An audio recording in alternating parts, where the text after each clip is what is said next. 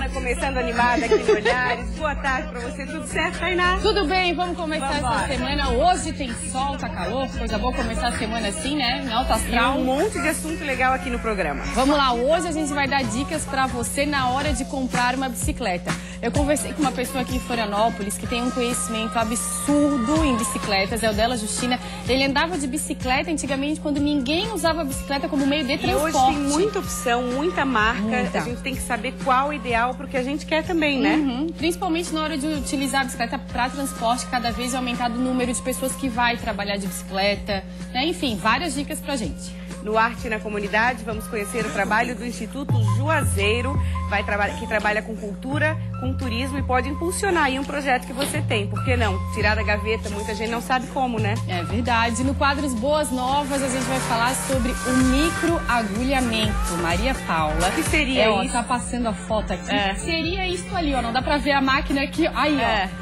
Olha aí, gente, tudo cheio de agulha. Um rolinho? Rolinho cheio de agulha, mas parece que não dói. E o que causa na pele depois, dizem que é um tratamento super eficaz para quem tem muita acne, para quem tem mancha. E a gente vai entender como é que funciona esse processo. Tomara que não doa mesmo, né? Porque dá uma aflição. Fiquei curiosa. Espero que você em casa também tenha ficado. Olha, no quadro para crianças e jovens, a gente vai falar hoje sobre exercício físico. Qual a idade certa para começar a malhar? Vamos estar discutindo isso e dando um monte de dica pra você. Vamos começar então com boas novas, estética, beleza, de ficar bonita? Vamos? Vamos lá.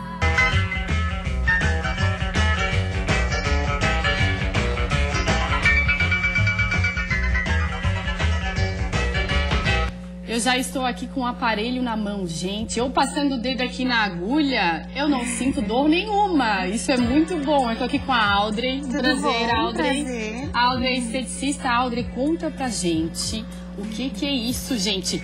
Então, na verdade, esse instrumento é o Derma Roller, que ele é utilizado para fazer a técnica do microagulhamento. No que consiste a técnica do microagulhamento? A gente causa uma lesão organizada na pele para redestruir aquele tecido e estimular a produção de reparo tecidual. Opa, meu brinco caiu. Vou ficar com o brinco sem o brinco não aqui. E melhorar disfunções estéticas. Então, que disfunções estéticas que essa técnica trata? Pode tratar estrias, rejuvenescimento, linhas de expressão e principalmente aquelas marcas de cicatrizes de acne, que são marcas profundas, que são difíceis de tratar e deixam um aspecto não muito estético na pele. Então, Audrey, vamos para a parte prática. Isso é ótimo. Imagina, tá falando que reduz estria, tira a mancha da pele, suaviza as marcas de acne. Isso pra gente é uma maravilha, né? Mas isso não dói. Na verdade, sim. A técnica é um pouquinho dolorida, mas a gente aplica anestésico na pele. Então, dependendo da sensibilidade de cada um, a técnica é mais dolorida ou não. Tem pessoas que não sentem praticamente dor nenhuma, né? Então, com anestésico a gente consegue suavizar bastante. Que tipo? É uma pomada? Então, é uma você pomada, passa a gente na aplica pele uma pomada. antes? Vai depender também da pressão que a gente aplicar. Se a gente fizer uma pressão mais forte, vai ser um pouquinho mais dolorido, né? E na verdade, assim, para realizar o procedimento, existem diversos equipamentos como esse no mercado. Ele é um rolete de policarbonato com cerca de 540 microagulhas na ponta. 540? Isso, exatamente. Essas agulhas são de aço inoxidável. E aí o cuidado que tem que se ter é utilizar equipamentos com registro na Anvisa. Ou seja, não é qualquer profissional também que a gente tem nem que qualquer saber. Estabelecimento. Existem vários modelos no mercado, inclusive a venda na internet, que não tem esse registro. As agulhas podem ser de tamanho diferenciado, podem estar oxidadas e podem causar lesões irreversíveis na pele. Nossa, imagina o perigo disso. Então tem que ter bastante cuidado com que profissional você vai fazer o seu tratamento e com qual instrumento você vai fazer o seu tratamento. Audrey, quantas sessões eu preciso? De repente tem muita marca de acne, ou tem mancha, quantas sessões? Na verdade ele é mais indicado para as marcas de acne, para mancha nem tanto. Mas aí a gente vai ver. Para a marca de acne, lá pela 4ª sessão já vai ter um resultado muito bom. E em média, de 4 a 12 sessões de tratamento. Pode ser feito também tratamento capilar, para estimular o crescimento capilar. Tá brincando? Sim, desde que aquele folículo esteja ativo. Pode não ter o pelo, mas o folículo tem que estar na atividade. Como é que faz para saber isso, Aí existe então? um equipamento específico que a gente faz a análise desse folículo. Vamos supor, para calvície adianta? Isso, para calvície, sim. Aí Olha. é que tá, seria mais interessante para os homens, porque para a mulher fazer a técnica, ela teria que cortar o cabelo. Ah, gente, a gente não faz Ninguém isso. vai querer passar a máquina zero. Gente, a gente não vai... Imagina, raspar o cabelo para estimular o crescimento. Aí não tem nem graça, né? E Mas também o cabelo, ele cresce mais forte, mais cresce saudável? mais forte e em mais quantidade, volume. Né? Porque aquele folículo tá ativo, mas ele não tem força para produzir o pelo. Então a gente ativa aquela circulação local para ele nascer com força. Associada à técnica, a gente coloca produtos, fatores de crescimento, vitamina C. Então complementa a técnica os produtos que a gente utiliza. Eu quero que você faça uma demonstração em mim só para eu ter uma noção aqui ao vivo. A gente não conseguiu trazer uma pessoa aqui para fazer ao vivo. Consegue se fazer? Na verdade, eu vou fazer uma demonstração leve, porque o procedimento seria que ser completamente estéril. Então, eu vou te mostrar bem superficialmente. Pode ser na sua mão? Claro. Ai, meu Deus, gente, a gente fica apreensiva. Ó, eu tenho que fazer com velocidade constante. Tá. E o sentido. Então, a gente faz no sentido de cruz. Olha, eu vou te dizer que não... E depois na diagonal. Quer tentar, Maria? Acho que a Maria não vai querer. Obrigada, tô observando só. Audrey, é o seguinte, a gente sente, eu acho, um formigamento, parece, né? Porque como as agulhas são pequenininhas e você não faz com tanta pressão assim, não dói tanto. Mas a gente sente. Sente. E assim, a sua mão não ficou muito avermelhada. Não. Mas no procedimento ela fica bem avermelhada. Tá. Em torno de 4 horas depois já suaviza. E sangra um pouco.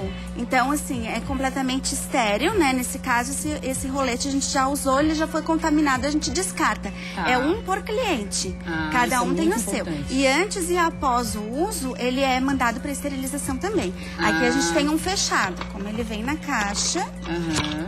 Então é completamente estéril. É esse aqui, você Que tira não na tá frente contaminado. da pessoa, Tira, abre. faz a limpeza Exatamente. do local. Tá. Quanto tempo de sessão? Aqui É bem em torno, vermelho mesmo. só um pouquinho, né? tá Mas bem eu não tranquilo. fiz muito forte, fiz poucas repetições também. É em torno de 45 minutos, dependendo da área a ser trabalhada. Pode-se fazer também no pescoço e colo para rejuvenescimento. Essa base do colo, normalmente a gente não tem tanto cuidado ao longo da vida, quanto com o rosto. Então dá um resultado estético bem bacana. E depois que a gente fez esse procedimento, por acaso a pele ela descama, que nem um peeling? Não, ela não descama porque a gente não vai atuar na camada superficial da pele. A gente atua na camada um pouco mais profunda. Então ela não descama, ela fica bem vermelha. Então tem que ter cuidado, não pode pegar sol logo após a sessão. Você sai do consultório com filtro solar. Né? Se tiver compromisso depois, não marca a sessão. Senão a pessoa vai estar toda vermelha. Vai bem vermelhinha, vai direto pra casa. Sangue, elas não podem fazer. Pessoas que usam medicação isotretinoína, deixa a pele muito sensível, também não podem fazer. E pessoas que têm propensão a queloide, formação de queloide, que é uma cicatriz muito exacerbada. Né? Ela não deve fazer a sessão. Muitas pessoas têm procurado esse procedimento em clínica de estética? Sim, tem uma procura bem grande a partir de agora. O procedimento, na verdade, já é realizado em algumas clínicas em torno de 5 anos. É recente, então, Isso, né? mas agora que está começando o boom do microagulhamento. E você já viu uma diferenciação enorme, vamos para a pessoa que tem mancha de acne. Realmente suaviza bastante. Sim, cicatriz de acne suaviza bastante. E eu acho que é o mais interessante do microagulhamento, porque é difícil tratar as cicatrizes de acne. Se você passar maquiagem, por exemplo, ela não cobre né, essa irregularidade. Dá uma resposta bem bacana, bem boa. Bacana, Audrey, obrigada. Adorei conhecer esse procedimento novo, né, recente no mercado. Eu acho que eu vou encarar, vou fazer então, pode nos conhecer. Ficar com a pele linda, né? Já fizesse? Já. Olha a pele da Audrey, gente. Né? Ela tá bem bonita. Mas a gente usa maquiagem, né? Audrey, obrigada, tá? Obrigada. Agora eu quero dar um recado pra vocês. Agosto é o mês de Miss Santa Catarina e a Band vai transmitir ao vivo no dia 16, a partir das 10 horas da noite, o concurso que vai eleger a mais bela catarinense de 2014, direto do Clube Sociedade Guarani Itajaí. E durante essa semana, a gente vai mostrar para vocês as 19 candidatas ao título para que você conheça uma a uma. Vamos ver. A representante de Balneário Camboriú é Laura Lopes. Natália Ledô é Miss Biguaçu. Graciane Almeida representa a cidade de Blumenau. A candidata de Camboriú é Carolina Machado. Lissa Maier tem a faixa de Miss Campos Novos. E a representante de Concórdia é Fernanda Baldissarelli. Essas são as primeiras candidatas. Amanhã e quarta-feira no Olhares você vai conhecer as outras. Então são ao todo 19 candidatas que vão estar disputando aí o título máximo de beleza da mulher catarinense. Bom, agora vamos falar de exercício físico para crianças. A gente sempre se pergunta qual a melhor idade para começar um exercício físico, para começar também a questão da disciplina nas crianças, que o exercício físico traz bastante. Estamos recebendo o Bernardo Knaben, tudo bem? Da Uniaselv, bem-vindo ao Olhares. Olá, boa tarde, boa tarde. E o Dr. Fernando Kern, especialista em medicina esportiva, muito bem-vindo ao programa. Obrigado, é um prazer estar aqui. Doutor Fernando, vou começar perguntando para ti, existe uma idade ideal para começar exercício físico, falando de crianças? Não existe um número, uma idade, mas a partir do momento que a criança desenvolve o interesse, que ela tenha a coordenação para atividade, deve-se estimular que ela pratique atividade física. E aí estamos falando que entre 5 e 8 anos já isso, pode? Isso, aham. Tá. Nessa faixa. Geralmente essa questão da atividade física começa nas aulas, né? Nas escolas de educação física, por exemplo, que é um start, digamos assim, um começo, né? E aí eu queria saber a sua opinião, não basta só ter a aula de educação física, que aula de educação física que é ideal para que desperte esse interesse das crianças? Porque muitas aulas, Bernardo, a gente vê que acabam sendo só para cumprir tabela, assim, para ter no currículo, né? Infelizmente.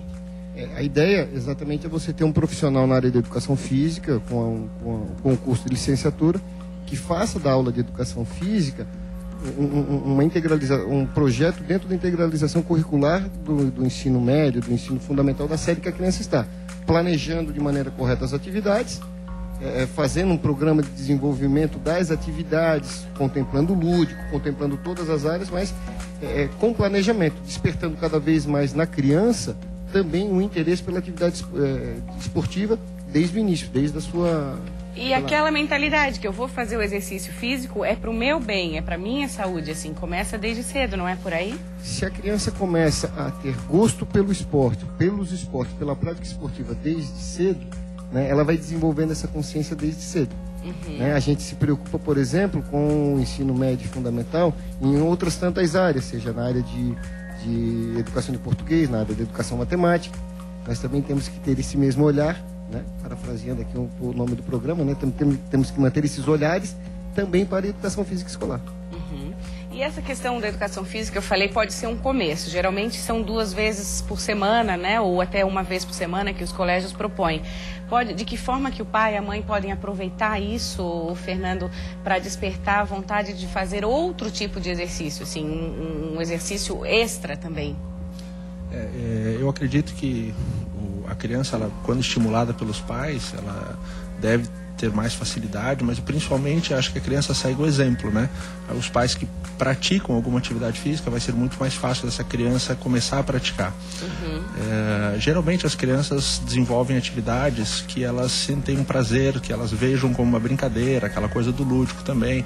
Então é mais comum o menino jogar bola, brincar de pega-pega, essas atividades que vão iniciando... Deixa mais perto do microfone. Vão iniciando, introduzindo aí atividade física nas crianças. Uhum. E aí, por exemplo, está fazendo educação física e eu acho que também compete aos pais saber identificar que tipo de modalidade esportiva a criança vai gostar. Porque a gente vê, não sei, até pela sua experiência com a educação, muitos pais achando, não, eu quero que o meu filho jogue bola. Muitas vezes não é aquele exercício que a criança se sente bem também, né? Geralmente, na grande maioria das vezes, né? Vejam o peso que às vezes um filho de um superatleta, de um atleta de destaque leva pro resto da sua vida, às vezes porque também não é tão destacado quanto o próprio pai. A coisa do sobrenome, né? Nessa hora pesa. Exatamente, nessa hora pesa. Então, se você tem uma criança que desde a sua infância conviveu com os esportes, viveu despertando esportes, conheceu o basquete, conheceu ginástica rítmica, conheceu ginástica olímpica. À medida que ela vai desenvolvendo, ela já tem uma predisposição ao esporte. E o pai, tendo essa percepção também da criança, vai lhe permitir fazer aquela que ela mais gosta e aquela que tem mais características e competências, ou desenvolver as habilidades necessárias, né? Tem um caso interessante que vai ilustrar a nossa conversa aqui, que ficou conhecido como o caso dos meninos Hércules. A gente separou um vídeo que vocês vão ter ideia do que se trata. São duas crianças romenas, né? 2 meninos, um de 7 e um de 9 anos, que desenvolveram desde cedo a questão de músculo mesmo. Assim, a gente vê que a estrutura física, né, a estrutura do corpo deles é bastante desenvolvida em relação a crianças de 7, 9 anos que não praticam. E aí foi muito polêmico essa questão, né, Fernando, que nossa, é muito cedo, não, antes dos 13 anos nem pensar. E eles fazem coisas, exercício de gente grande que a gente vê ali. Vamos falar um pouquinho sobre isso. Então, como você comentou, é um vídeo que realmente choca, né, a maioria das pessoas, porque a gente não está acostumado a ver crianças praticando uma atividade que exerce uma maior disciplina, um treinamento, uma rotina. Mas é importante ressaltar que a atividade física, no caso a musculação, né, para crianças, ela não traz nenhum prejuízo. É difícil, a gente não vê, não é comum as crianças fazerem musculação porque exige uma disciplina, diferente de brincar, né? Mas não traz nenhum prejuízo. Inclusive existia um medo de que a musculação poderia atrapalhar o crescimento em estatura, o desenvolvimento das crianças. Isso os estudos mais recentes vêm mostrando que isso não acontece, alguns estudos até sugerindo que estimula o crescimento. A musculação é a atividade mais segura que existe, desde que os exercícios sejam realizados de forma correta. Então vai estimular o fortalecimento muscular, os estímulos para o desenvolvimento da criança. Então a gente está dizendo que quanto mais cedo começar, pode ter resultados melhores? Sim. Entendi. Porque não é comum a gente ver nas academias, porque como você falou, fica cansativo, porque são exercícios que exigem muita repetição, talvez não estimule. Mas no caso dessas crianças, que são romenos, também tem a questão da cultura, né? Tem muito ginasta olímpico no país, a própria arte do circo, então sim, talvez tenha essa questão cultural também. Sim, e nessas crianças também tem um apoio importante dos pais, né? Inclusive já vi algumas entrevistas dos pais das crianças comentando a rotina de treinamento, comentando que eles não deixam de fazer as atividades escolares tem todo esse cuidado nesse sentido. Eles treinam 2 horas por dia, que eu pesquisei, né? Esse é o limite para um treino de uma criança até 9, 10 anos? Qual o limite do tempo? Inclusive a equipe olímpica norte-americana preconiza que abaixo dos 13 anos de idade as crianças não devam ultrapassar 2 horas de treinamento mesmo. E a partir de 2 horas já começa a ser considerado um treinamento profissional. Então estaria dentro do que é indicado mesmo. Tá, e aí tem a questão do conhecimento, né, Bernardo? Esses professores de educação física, principalmente para crianças, tem que estar muito bem treinados, que muitas vezes, assim, o professor de história, o professor de geografia, é porque faz exercício físico, vamos botar ele para dar aula de educação física também. E a ideia é errada, claro. Com certeza, qualquer área, estamos vivendo cada vez mais uma era de competência, uma era de especialização, né? Então não existe mais o Severino, o quebra-galho, aquele cara, né? Então o profissional na área de educação, o profissional na área de educação física que vai trabalhar com os nossos filhos, com os nossos adolescentes, eles também devem ter uma formação específica nessa área. E talvez até mais importante, ou fundamental que seja, porque a área da educação física ele está efetivamente, intimamente ligada com o desenvolvimento neurológico da criança. Então, às vezes, a criança que apresenta um determinado tipo de dificuldade de aprendizagem, por vezes ela pode ter um acompanhamento ou algumas atividades que o professor de educação física dentro da neurologia, dentro de atividades de desenvolvimento neurológico, vai poder também auxiliar nessa área. O próprio conhecimento do corpo, a questão de coordenação motora, é um trabalho muito completo, essa questão do exercício, né? Até assim, a interação, né, com os colegas na hora da atividade física, os esportes coletivos, né? E o Bernardo comentou uma coisa importante, que me lembrou de um estudo que foi publicado recentemente com 3.700 crianças, e o estudo mostrou que as crianças que praticavam 4 ou vezes mais atividade física por semana, elas tinham melhor rendimento escolar e tinham menos problemas de disciplina e problemas na escola. Que bacana, que bacana saber disso, os benefícios do esporte. Gente, muito obrigada pela presença, preciso encerrar. Fernando, obrigada. Bernardo, até a próxima. Obrigado. Obrigada. E essa questão de exercício físico pode começar através da bicicleta, por que não? Bicicleta, a criançada adora, pais também adoram, mães também adoram, só que muitas dúvidas, a gente pesquisou, assim, muita gente tem dúvida. Qual a bicicleta ideal para mim? Qual a bicicleta ideal para o que eu quero para o meu esporte? Tem uma matéria super legal que vai dar dicas para você. Vamos ver. Os usuários de bicicleta vêm aumentando muito nos últimos tempos, mas há anos atrás, uma das pessoas que iniciou o movimento das pedaladas aqui em Florianópolis foi o empresário dela, Justina, que hoje vai nos dar dicas preciosas na hora de comprar uma bicicleta e também falar das novidades, como a bicicleta elétrica. O mais básico que a gente precisa ter em mente, primeiro, quando vai usar, precisa um freio de boa qualidade, ou seja, as alavancas sempre de alumínio ou de aço, não de plástico, como vem a grande maioria, porque até no simples fato de deixar no sol ou utilizar muito, ela amolece e fica sem freio. Os freios embaixo a mesma coisa. Algumas versões de bicicleta vêm uma chapa de ferro revestida em plástico. Uma situação de uma frenagem mais brusca, ele acaba dobrando e não freando, né? Não fazendo o papel dele. A outra coisa é a questão da altura da bicicleta. Nossa, isso é importantíssimo. Isso é a parte mais básica o pessoal está muito acostumado antigamente, as bicicletas importadas no Brasil vinham da Europa e o europeu sempre teve uma estatura mais elevada do que o do Brasil, então se convencionou uma altura em torno de 18 polegadas, que seria essa distância. Isso ficou meio convencionado. Para o Brasil o ideal seria 16 polegadas. É mais baixinho? Exatamente. Tá, vamos lá. Nós, inclusive, né? Vamos lá. Ó, essa seria uma bicicleta mais ou menos para minha altura. O banco tem que pegar onde dela? Mais ou menos aqui onde a gente... O ossinho aqui? O ossinho, onde a gente tem a cabeça do fêmur, ou para quem não sabe, a dobradiça aqui da... Dobradiça aqui? Isso. Tá. Então, ali... Esse banco... Sentar, vamos dizer... Uma bicicleta de uso urbano, ela tem esse cano mais deitado para possibilitar botar o pé no chão. Colocar o pé no chão. Só que na hora de pedalar, a gente consegue mais tração porque está empurrando lá na frente e quando passa lá embaixo, a perna também está quase esticada. Ah, o joelho tem que estar quase esticado. Isso.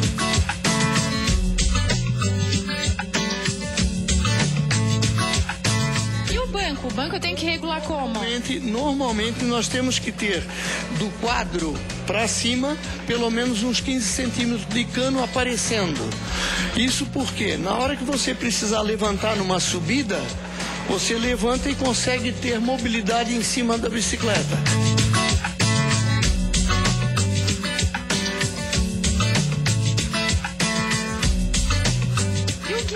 O guidão eu sempre fico na dúvida também. Às vezes eu subo numa bicicleta e acho que o guidão tá muito embaixo ou tá muito em cima. Como é que eu vejo isso? Depende do objetivo da pessoa. Uma pessoa que vai enfrentar uma distância muito grande, que vai pegar muito vento contra, por exemplo, o guidão muito alto não seria muito legal, porque vai estar fazendo muita força. Por isso que os caras que correm de bike... Nós conseguem uma velocidade maior.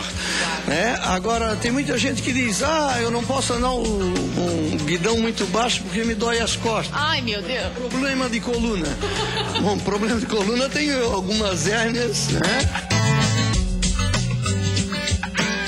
Na verdade, o que a maioria das pessoas sente não é a coluna, são os músculos lombares. Elas não estão acostumadas a trabalhar aquilo. Exatamente.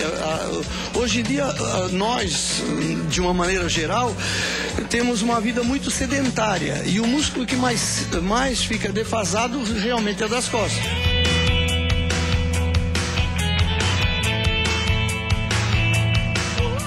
Já viu a bicicleta dobrável? Ela é ótima para quem não quer ocupar espaço. A bicicleta dobrável ela é ideal assim, para quem tem pouco espaço. Para quem tem o problema de Florianópolis, por exemplo, você deixa o carro ali na saída da cidade, né? O pessoal, para não enfrentar o trânsito urbano, estaciona o carro pela periferia da cidade, tira do porta-mala a bicicleta, monta e vai para o trabalho. Chegando no trabalho, desmonta, tem até bolsas para ela, bota como se fosse uma mochila assim, e entra no trabalho.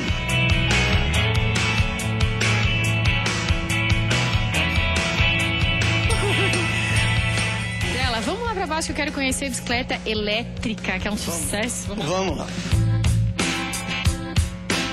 Uma das principais dúvidas é se pode usar uma bicicleta elétrica em ciclovias.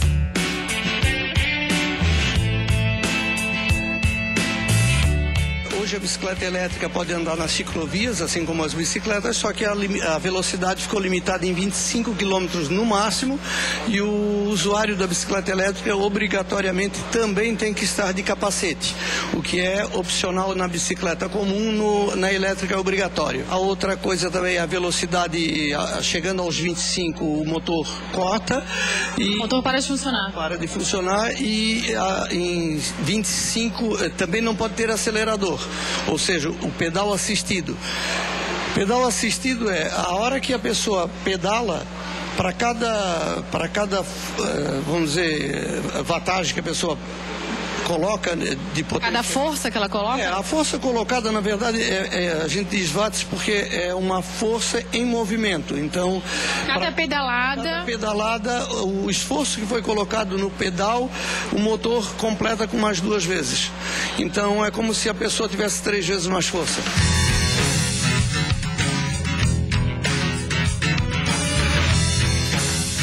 Eu testei a bicicleta e realmente parece que a gente não está fazendo esforço nenhum. Até para subir um morro fica fácil, gente. Ou seja, é 1/3 do esforço a menos. Uma ótima opção para quem não quer chegar suando no trabalho e ainda evitar aquele trânsito.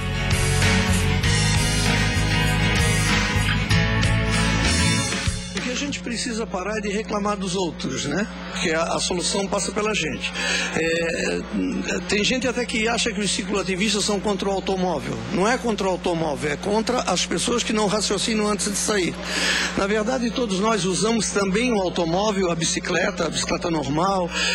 O que a gente precisa é ter o direito de fazer uma opção correta para aquela necessidade.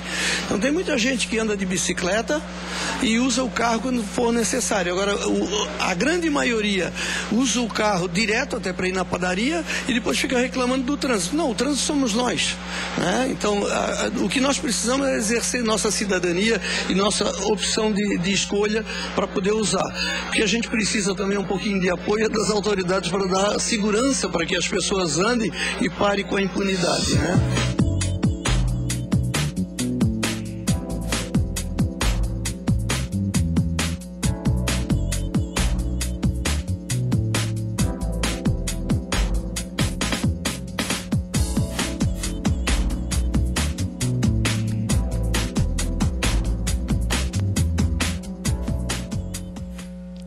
Pedalou bastante, hein, Tainá? Pedalei o dela, a Justina mandou um recado ali, né? Gostei de ver. E esse recado sirva de estímulo, né, pro pessoal que anda de bicicleta ou quer começar a andar de bicicleta, tá aí, ó, é possível sim. Não, e a bicicleta elétrica, gente, é uma maravilha de andar. Eu gostei de ver, deve ser fácil. É fácil, e pra subir morro é mais fácil ainda. Que beleza. A pessoa não sai suado, entendeu? Vai tranquila. Não, é muito legal mesmo. E vocês estavam perguntando porque a bicicleta elétrica todo mundo achava que acelerava e não precisava pedalar. Foi proibido o acelerador na bicicleta elétrica, senão caracteriza como um veículo motorizado, vamos supor. Aí já deixa de ser bicicleta. Aí já deixa de ser bicicleta e causou um estresse muito grande. No Rio de Janeiro, teve gente que parece que foi atropelado por uma bicicleta elétrica, porque tinha essa questão do motor, andava mais rápido nas ciclovias. Então, eles proibiram. Então, a bicicleta elétrica é pelo pedal mesmo, como o dela falou, pedala e acelera. Para exercitar um pouquinho também, né? Senão ia ser muita moleza. Gente, agora a gente vai conhecer uma entidade que realiza ações nas áreas cultural, ambiental e de turismo de Florianópolis, Instituto Juazeiro. Seja muito bem-vinda, Ana Paula. Muito obrigada. Tudo bem? Tudo bem, boa tarde. Ana Paula, você é a presidente da... Sou a presidente, O Instituto Juazeiro é uma palavra bonita, porque ela era a Sociedade Folclórica Boi de Mamão Juazeiro. Sim, isso começou na década de 80, né? Em que ano isso? Na realidade, começou antes, com meu bisavô e com Franklin Cascais, nos galpões do Granadeiros da ilha. Conta essa história, que é uma história tão legal culturalmente aqui para nossa região. O carnaval toma 6 meses do barracão. E aí, nos outros 6 meses, eles queriam preservar a cultura ilhoa. Então, boi de mamão, terno de reis, pau de fita. E eles nasceram na José Boatê, família da minha mãe, no centro. E ali já tinha um boi de mamão e o meu tio, à medida que foi crescendo, foi se incorporando a ele. E pela facilidade dos galpões, ele se tornou um artesão. Ele fazia todos os bois de papel machê. E ele tinha um diferencial. Ele era o único boi de mamão da ilha que tinha toques africanos. Eu disse assim, mas explica isso. Ele disse assim, talvez porque tivesse muitos pretos ali na minha área, tivesse um terreiro de Umbanda. A cultura e aí afro é muito forte eles aqui. foram... porque muito não se sabe ao certo de como surgiu o boi Mas de aí mamão. ficou uma coisa mesclada, assim, interessante. Ficou mesclado, porque o boi de mamão, alguns dizem que veio da Espanha, alguns dizem que veio de Portugal, alguns dizem que veio de África. Tanto que no boi de mamão do meu tio tinha girafa. Olha, Coisa que a gente não vê hoje em dia.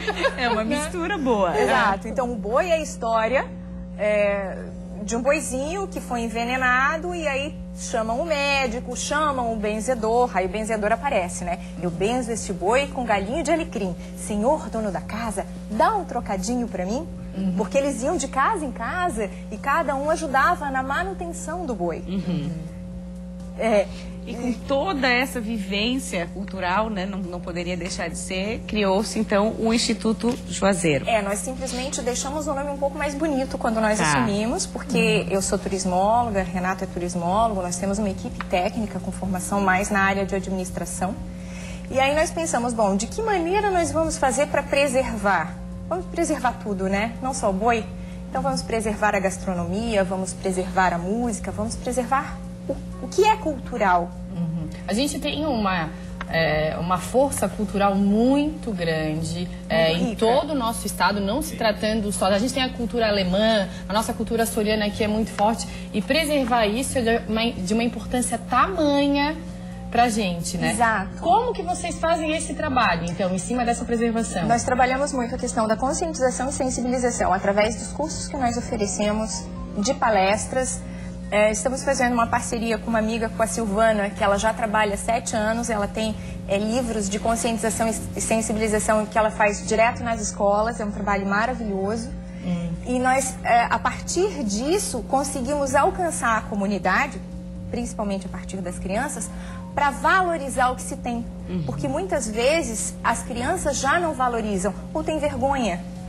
Nossa, meu tio é artesão, meu pai é agricultor. Ou meu avô é pescador, né? Ou não fala direito porque fala alemão. Não, mas aquilo é importante. E não tem noção da importância daquela pessoa, daquela profissão para o todo. Pro todo. Exatamente. Acho que é bacana dizer, na sua visão, o porquê que a cultura é importante. Porque a gente fala muito de cultura e que a cultura é importante. Mas por que a cultura é importante na sua visão? O que a gente consegue desenvolver a partir da preservação da nossa cultura? De bom para nós, enquanto turismólogos, a preservação das manifestações culturais é de suma importância. Porque não existe atividade turística sem a preservação das manifestações culturais.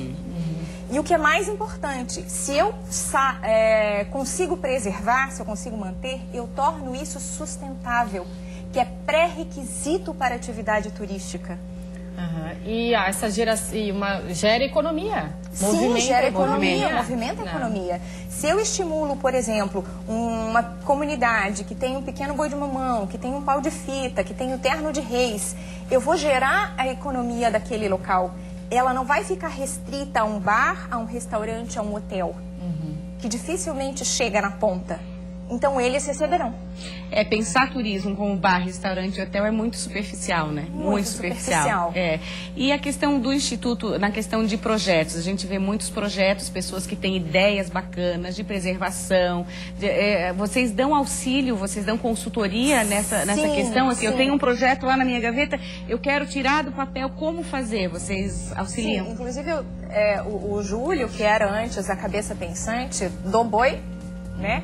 Ele trabalha mais de 30 anos na FAPEL, na Universidade Federal. Ele só trabalha com projetos. Então, ele é quem normalmente elabora. Nós temos a parceria com o captador, está entrando o outro agora, né? Então, se alguém precisar de uma assessoria, de uma consultoria, ou mesmo que se elabore, nós temos pessoa física. Porque muitas vezes, até aqui, né, Tainá, já revelaram pra gente que existe verba disponível, mas não se sabe os caminhos de como chegar até isso, E as pessoas, às vezes, têm a dificuldade, têm a ideia, e a ideia é muito boa, mas têm a dificuldade de colocar isso num papel, né? De que maneira, né? Conseguir esse dinheiro, captar esse dinheiro. E aí o Instituto Instituto tem que ter um faz... bom projeto, né? Existe parceria do Instituto nisso aí. Faremos isso também. Que legal. Você tem um poema, é isso? E camisetas, E eu também vi camiseta. aqui. Nós trouxemos, né? Vamos mostrar. Então, pra...